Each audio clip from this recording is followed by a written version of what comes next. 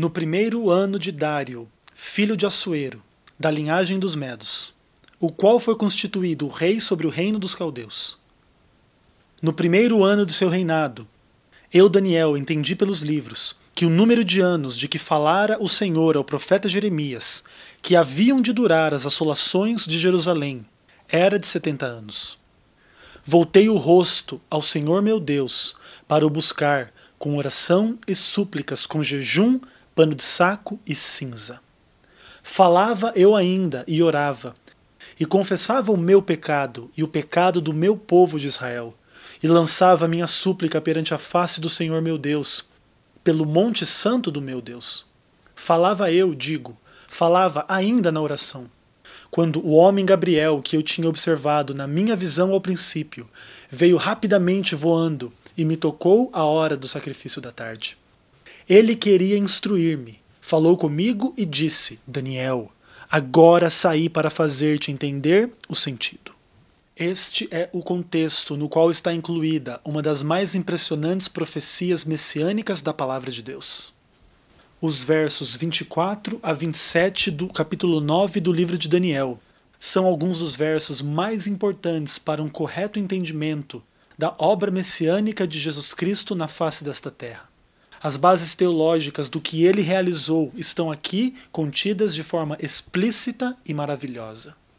Essa profecia, escrita mais de 5 séculos antes de Cristo, é uma das mais claras provas de quem é Jesus Cristo, nosso Salvador. A clareza com que sua obra é predita nos faz glorificar a Deus e termos certezas de sua mão sobrenatural sobre a revelação que chamamos Palavra de Deus. Ao anjo Gabriel é dada a ordem de conceder entendimento a Daniel. O profeta havia tido visões que estão relatadas no capítulo 7 e 8, e agora o anjo do Senhor em pessoa vem lhe dar a compreender o significado da visão. As palavras do anjo Gabriel estão descritas a partir do verso 24, e ele diz: 70 semanas estão determinadas sobre o teu povo e sobre a tua cidade, para fazer cessar a transgressão, para dar fim aos pecados, para expiar a iniquidade, para trazer a justiça eterna, para selar a visão e a profecia, e para ungir o Santo dos Santos. Sabe e entende, desde a saída da ordem para restaurar e para edificar Jerusalém, até ao ungido, ao príncipe. 7 semanas e 62 semanas. As praças e as circunvalações se reedificarão, mas em tempos angustiosos. Depois das 62 semanas, será morto o ungido, e já não estará. E o povo de um príncipe que há de vir destruirá a cidade e o santuário, e o seu fim será num dilúvio, e até ao fim haverá guerra, desolações são determinadas. Ele fará firme aliança com muitos, por 1 semana. Na metade da semana fará cessar o sacrifício e a oferta de manjares. De uma forma simples e didática, podemos separar 8 declarações messiânicas nesta profecia.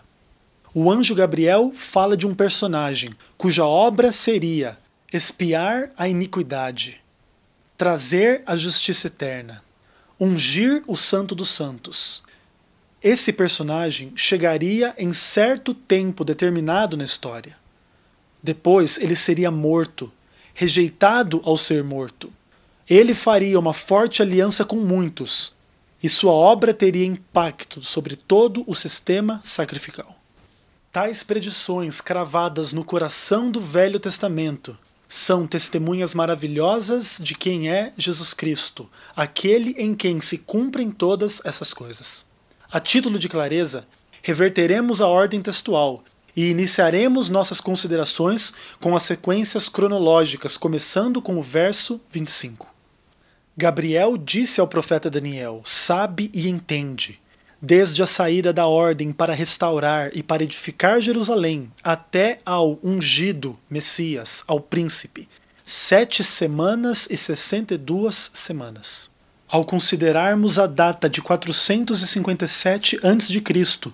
para a data final do decreto decisivo para a reconstrução de Jerusalém, e tomando em consideração a aplicação do princípio dia e ano às palavras do anjo descrito nesta profecia, chegamos à unção do Messias em seu batismo na Palestina, no ano 27 de nossa era.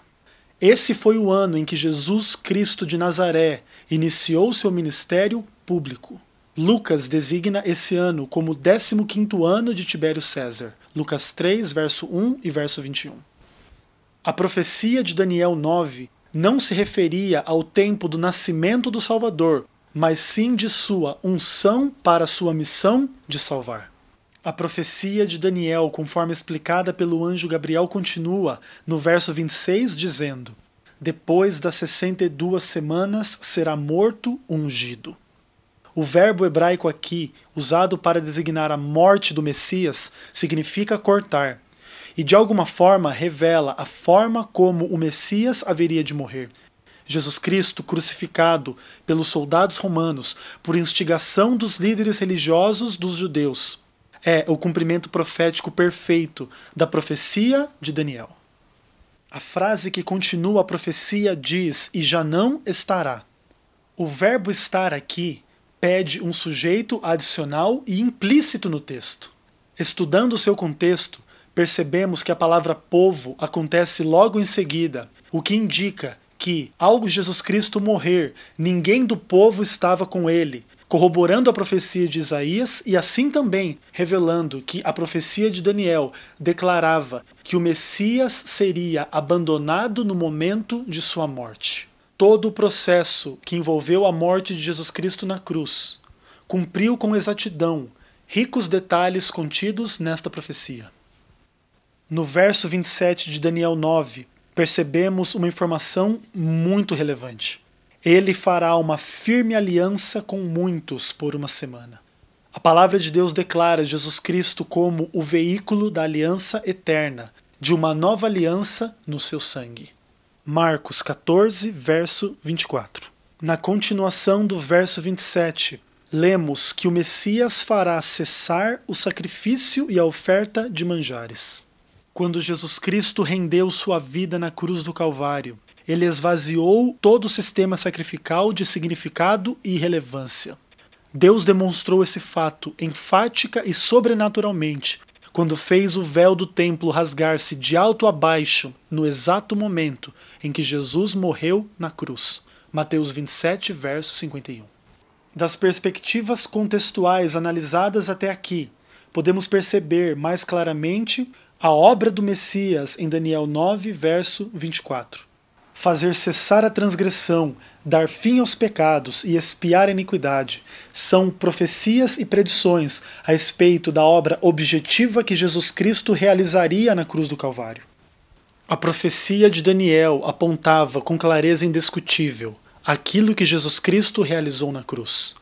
O perdão dos nossos pecados são garantidos porque o nosso Salvador deu a vida por nós e por isso podemos confiar nele para a salvação. A obra que ele realizou na cruz foi perfeita e nada precisa ser acrescentado. O preço de todos os pecados já foi pago.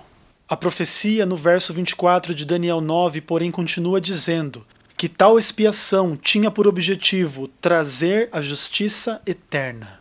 Aqui está declarado profeticamente que é por meio do Messias e da expiação que ele realizaria que a justiça eterna tornaria-se disponível para a raça humana. É esse tipo de justiça, a justiça eterna, que o ciclo transitório do sistema sacrificial e imperfeito não podia providenciar para a humanidade. Desta forma, Jesus Cristo, ao morrer por nós, faz cessar os sacrifícios. E por fim, no verso 24, somos levados à obra do Messias em ungir o Santo dos Santos. Algumas perguntas surgem em conexão com a informação da unção do Santo dos Santos por parte do Messias. O que é o Santo dos Santos? Um estudo abrangente do uso deste termo no Antigo Testamento indica que tal frase é utilizada para se referir ao santuário. A parte mais sagrada do santuário, ou seus móveis, ou todo o santuário, era designado como Santo dos Santos. Porém, tal verdade faz surgir uma outra pergunta. Que santuário é esse? O tabernáculo do deserto já havia desaparecido há muito tempo. O templo de Salomão também já havia sido destruído, nos primeiros anos de Daniel, quando este foi levado cativo para a Babilônia. O santuário terrestre seria reconstruído, mas a própria profecia de Daniel 9, agora no verso 26, já profetizava sua destruição, através do povo de um príncipe que havia de vir. Portanto, em um processo de eliminação, todos os principais santuários do povo terrestre de Deus podem, portanto, ser excluídos como o santuário mencionado em Daniel 9, verso 24, cujo Santo dos Santos é ungido pelo Messias. Isso nos deixa apenas um importante templo ou santuário de Deus como candidato para tal templo, e este é o Santuário Celestial. Santuário esse que serviu de modelo para a construção do santuário terrestre, Êxodo 25, verso 40, e cujas disposições e sacrifícios e cerimônias eram sombras das coisas celestiais, Hebreus 8, verso 5.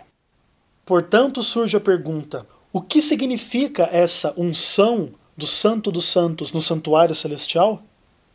No Antigo Testamento, os templos ou santuários eram ungidos para inaugurar os rituais que eram iniciados dentro deles. Podemos perceber tal descrição em Êxodo 40, verso 9, onde lemos: E tomarás o óleo da unção e ungirás o tabernáculo e tudo que nele está, e o consagrarás com todos os seus pertences, e será santo. Por analogia, a unção do santuário celestial deve se referir a um tempo em que o seu ritual seria iniciado em funcionamento de maneira especial. Mas quando isso poderia ter ocorrido? Daniel 9, verso 24, registra esse ato como uma das coisas mais importantes a serem realizadas no fim das 70 semanas. Aquelas 70 semanas terminaram no ano 34 depois de Cristo. Assim, o santuário celestial deve ter sido ungido para o ritual de modo especial por volta deste tempo. Uma obra nova e especial foi iniciada ali, quando Jesus se tornou nosso grande sumo sacerdote no santuário celestial, após seu retorno da terra. E ele o fez com base na prerrogativa de que ele é a expiação definitiva pelos pecados da humanidade. Jesus Cristo ascendeu ao céu no Pentecostes e assinalou o início de seu ministério no santuário celestial com o derramamento do Espírito Santo, descrito em Atos capítulo 2. Considerados como um todo, os vários aspectos da obra do Messias, aqui identificados em Daniel 9, versos 24 a 27, oferecem um notável conjunto testemunhal para a identificação de Jesus de Nazaré como cumprimento e personificação da figura profética do Messias, do Salvador da humanidade. A ele que é nosso grande sumo sacerdote, Messias e Salvador, vamos orar neste momento. Senhor, obrigado, Pai, porque a tua palavra é maravilhosa. Ela nos move a profecias incríveis que demonstram com certeza quem tu és. Tua obra foi predita de forma perfeita, e o Senhor veio na plenitude do tempo e realizou a salvação, a expiação dos nossos pecados. Além disso, o Senhor ressuscitou, venceu a morte, hoje está no céu por nós, em nosso favor diante do Pai. E por isso nós queremos te adorar em espírito e em verdade, agora e eternamente. Que a tua graça nos baste e nos salve. Em nome de Jesus nós oramos. Amém.